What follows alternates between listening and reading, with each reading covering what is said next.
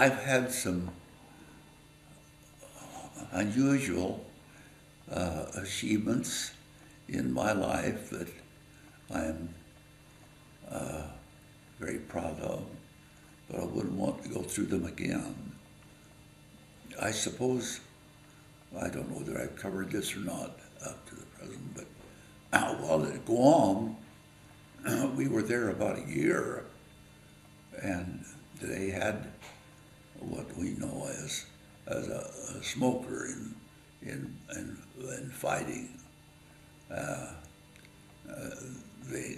They decided to have a big tournament there for all of the islands in the Marianas, Guam being the place where they held this, and it was a great thrill. One day the general came by to our camp, and he was a distinguished general. He carried either 2 or 3 stars. I don't know which it was, but he said to our camp in Guam that they were going to have a big marine smoker for the Mariana Islands, and that it would last approximately a year, because there'll be a lot of participants. And he said the winner of this thing will win this plaque made out of a Japanese plane that crashed, and you will have it on a proper framework. And when he came by and made that statement, I said, I'd love to win that. I'd love to take that back home. So anyway, the big smoker got underway, which meant that I would have to fight one fight a week for almost a year. And that's about, it was what it came out to, 48 fights that I had. It was a great experience. And I happened to have gotten in excellent shape. I had the trainer, Bob Burns, who was the trainer of Max and Buddy Bear, world champions. And he wanted me to come under him, so I did so. I didn't realize I'd have to win 48 or 49 fights, but I started out one a week for almost a year, and I emerged without one loss. I fought some tough men in there that had been fighters at Madison Square Garden. And every time I would fight, I would go behind this clump of trees or island vegetation. It would be on a Friday night. And I knelt down and asked the Lord that I don't pray for victory. I pray to be in my best form. And I knew that if I was in my best form, I'd almost every time win that. So I began knocking them out and putting them out of commission. I fought the Navy champion, by the way, and I fought the, we had to go over in the middle of the harbor and fight this Navy champion on a ship with 5,000 troops on it. It was quite a challenge. Our fight, it came up to be the last fight of the evening, which I usually fought. They would go right up from the lightweight to the welterweight and to the middleweight and so forth. And that was when I fought on the ship, the biggest ship in the harbor, and Admiral Halsey, the commanding officer of the Pacific, was present, and about 30 or 40 Marines came over with me to give me support. So I ended up winning this fight, and it didn't take me long. He was a 230-pound heavyweight, outweighed me substantially. I was about 180 or 90, but we only went 3 rounds. We were scheduled to go 10 rounds, but I happened to be in top shape, and I hit very hard. This heavyweight that I fought also hit hard if he could connect, but he only had one simple pattern, which I immediately got onto.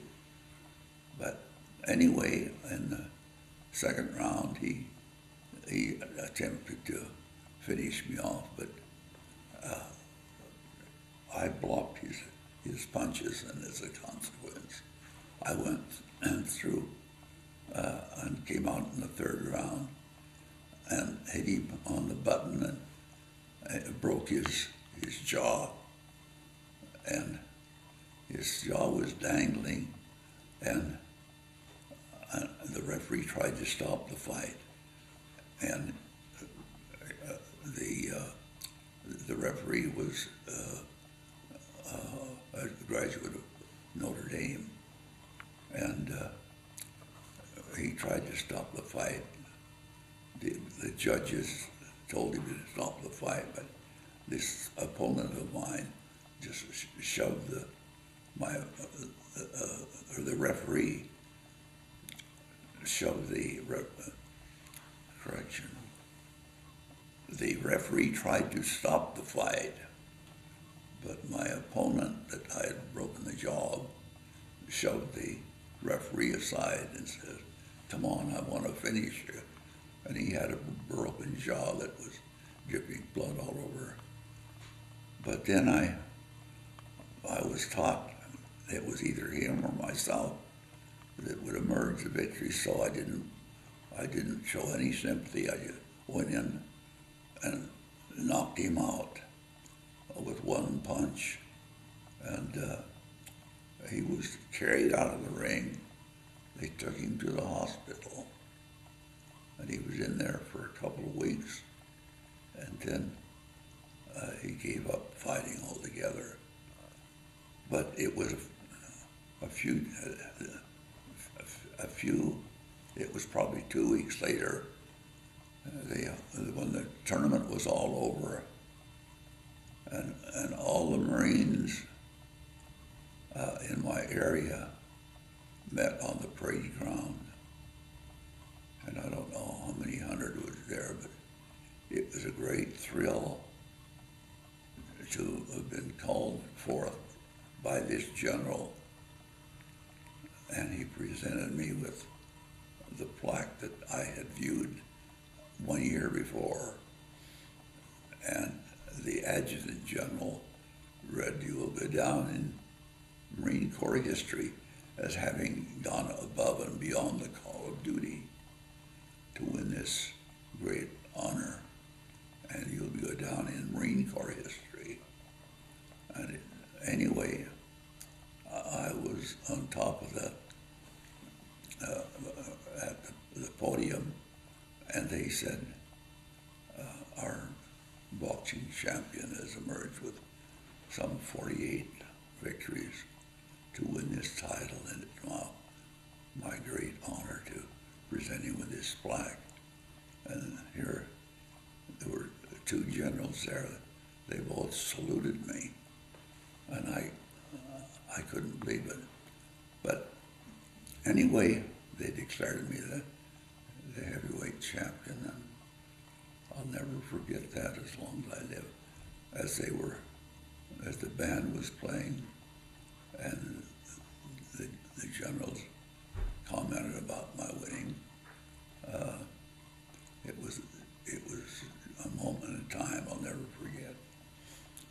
as the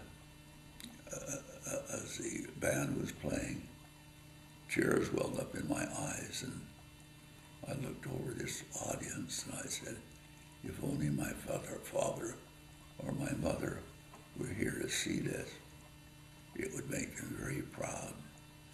And anyway, I received this highest honor I've ever received, and it's in the Marine Corps history. And when the general handed me the plaque, I said, this is the thing I was trying to win right from the beginning. And I thought my mother or dad could just be here. Anyway, I was heartily congratulated, and I would have to say this was the high point in my life up to that time, and I was so proud. And this hit the newspapers in Utah that a local boy won the championship in the Central and South Pacific. But at Guam, and then we went into the bloody experience at Iwo. And I wanted to mention that before we got off of Guam. I was returned to Guam from Iwo, and from Guam to Hawaiian Islands, where I ended up in Hawaiian Islands at I think it's the Tripler hospital there. And I was there for another 3 or 4 weeks. And that's where I met and found Ted Tuttle, who was back on a little leave of absence for a while, and Tom Whitaker, my brother-in-law. And we enjoyed very much being together and doing some social things. I was able to anyway, after leaving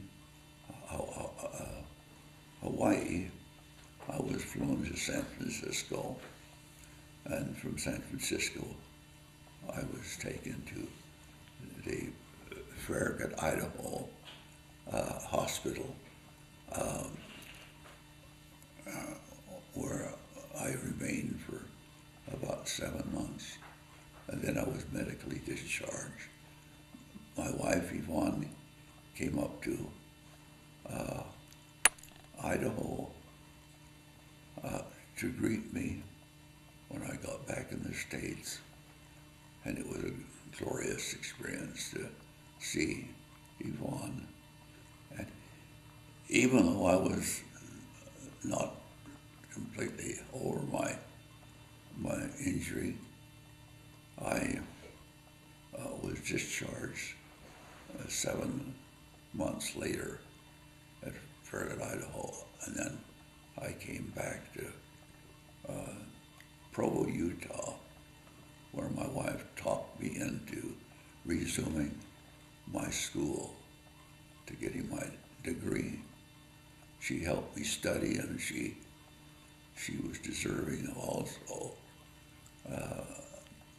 a certificate for putting husband through. And then, that being the highest point up to that point, was when I resumed my academic work. And I had the privilege of being the Honorable Duke in the lower division school. The Intercollegiate Knights was the honorary fraternity.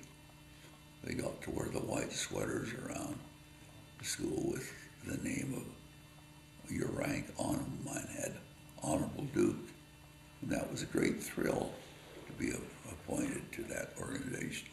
Then I graduated to my sophomore year, my junior year, and I was elected to go to join into the Blue Key honorary fraternity, where I was a member. And towards the end of the year, or let's see, early in the senior year, some of them talked me into running for president of the student body, and I hesitated, but then my wife convinced me that I should run for it. So I ran for it, and they said by the largest landslide they'd ever seen on a college campus. And that was a tremendous thrill to be president of that university. And I never enjoyed a year more. And while there, when I was elected president, I was shown the greatest respect one could ever imagine. And many nights I had dreams of being back in Evo, and I had a lot of crazy nightmares to cope with, but Yvonne was a very great stabilizing influence in my life. Up to that point, I'd had a couple of high points. One, winning the title back on Guam, and secondly was coming back to enter school, and then in my senior year at college, they asked me to run for president, and winning that by the largest landslide. And as I got my degree there, I walked across the stage. They had just gave an applause to the little blind girl that got her degree, and she walked across the stage, and they applauded her. They also applauded for Brady Walker, who had been an All-American ball player for 4 years. They applauded him. And then they called my name out.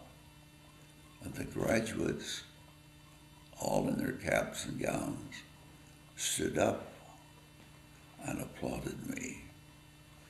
And it brought tears in my eyes, and I wept as I walked across. And I had to pull out of the academic line to go into the men's room and shed more tears. But that became really the high point of all thrills. It was pure joy to be acknowledged like that. And I'll never forget that as long as I live. So that's the way I end up my college, and I guess that was the happiest year of my life when I was president.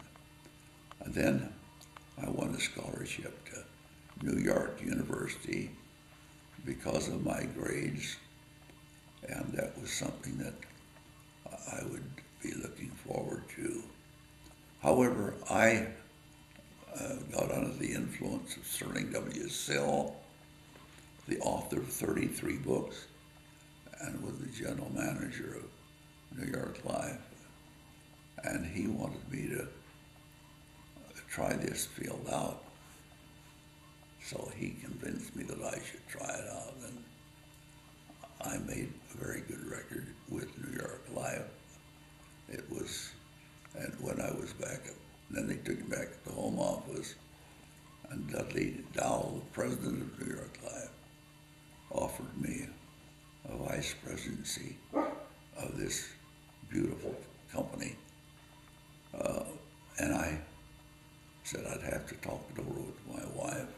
We were in New York City at the general manager's meeting, and the president of the company invited me to come home to his place for dinner one night. And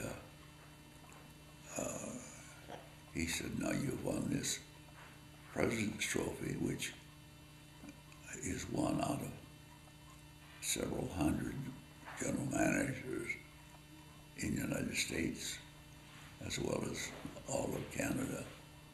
And you won the Presidential Trophy. And I won that 2 different times, plus a third one, which gave me another plaque. So I had the 3 highest trophies in the company. Then, since then, I talked with my wife when I got home, and she convinced me not to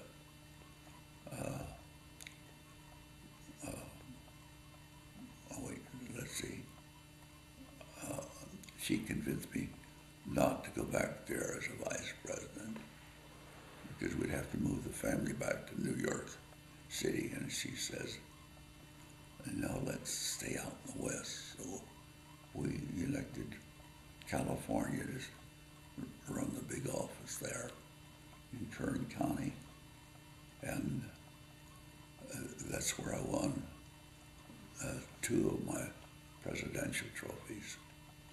But then I would move from there to Hollywood, where I took over the big office there, and then transferred down to Newport Beach, where I had the privilege of being a new general manager of the area down at Newport Beach, which was a real beautiful office. And so anyway, that's my end of the trophies. But since then, I've been, we retired at Newport Beach, and we were transferred to Palm Springs, where we were in charge of the operation out there. And I continued to win trophies. I was also elected to be on the board of directors of the Arthritis Foundation, to be a co-chairman with President Gerald Ford, which was just a tremendous thrill. For several years, I ran that operation of running the golfing tournament, and it was marvelous to have that experience. And working with Gerald Ford for a number of years. Let's see, this is where I met Tiger Woods and had him get started in his professional golf. And several of the top performers performed there. And I've had a wonderful experience with my profession. I owned my own corporation at one time, and we participated in the real estate market, which I thoroughly enjoyed, and I've had the privilege of winning a number of honors in that profession of real estate. But I enjoyed so much living at the Lakes Country Club for another several years, and living a life of luxury there, and the thrills and enjoyment I received while living in Palm Springs I will never forget. My great tragedy was losing my wife. As we both got in the car and drove up to see our newest great grandson, driving up, Yvonne fell going up some stairs at Diane's place, and she fell backwards, and we rushed her to the hospital where she met her death, and that was obviously one of the big tragedies to go through that. I've since I moved away from the country club and moved up with Diane, where she and Debbie have really been magnificent to look after me. I could relate a number of other experiences when I got my own airplane and traveled around the country using it for my business. I suppose that in retrospect and looking back over my life, the high points that I reached was one